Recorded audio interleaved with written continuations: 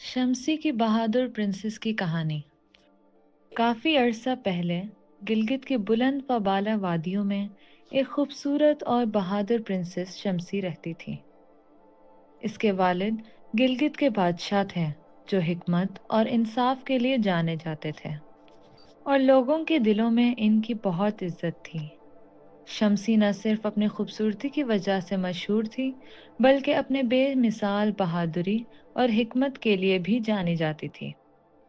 اگرچہ وہ ایک پرنسس تھی، مگر وہ اکثر محل سے باہر نکل کر عوام کے ساتھ وقت گزارتی اور ان کی زندگیوں کو سمجھنے کی کوشش کرتی۔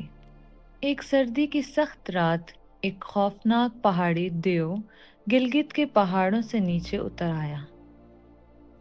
یہ دیو گاؤں والوں سے مویشی چرا کر ان میں خوف اور دہشت پھیلاتا تھا۔ بادشاہ نے اپنے علاقے کی حفاظت کے لیے سب سے بہادر سپاہیوں کو بلایا، مگر کوئی بھی دیو کو شکست نہ دے سکا۔ پرنسس شمسی نے فیصلہ کیا کہ وہ خود اس مسئلے کا حل نکالے گی۔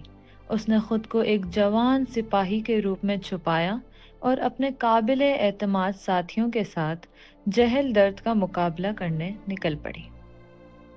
اس کا سفر بہت طویل اور خطرناک تھا، مگر اس کی ہمت اور عزم نے اسے آگے بڑھایا۔ آخر کار جب وہ دیو کے سامنے پہنچی تو اس نے ہتھیار نہیں اٹھایا، بلکہ اس نے اس سے بات کی اور پوچھا کہ وہ کیوں اتنی تباہی پھیلا رہا ہے۔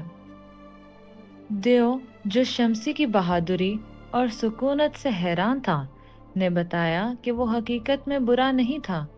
جہل درد پہاڑوں کا محافظ روح تھا، جو ان لوگوں کی وجہ سے غصے میں تھا جو جنگلوں کو کاٹ کر اور زمین کو نقصان پہنچا کر اس کی پریشانی کا باعث بن چکے تھے۔ شمسی نے دیو کی بات سنی اور اسے یقین دلایا کہ وہ گلگت کے لوگوں کو اس کے ساتھ امن میں رہنا سکھائے گی۔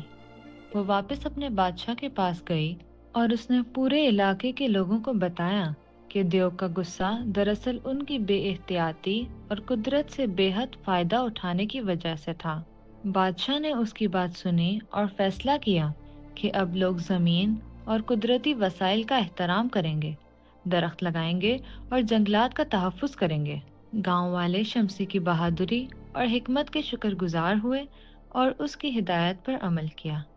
اس کے بعد جہل درد نے دوبارہ کبھی لوگوں کو نقصان نہیں پہنچایا، بلکہ وہ زمین کا محافظ بن گیا اور اس بات کو یقینی بنایا کہ قدرت اور انسانوں کو ساتھ ساتھ رہنا ممکن ہو۔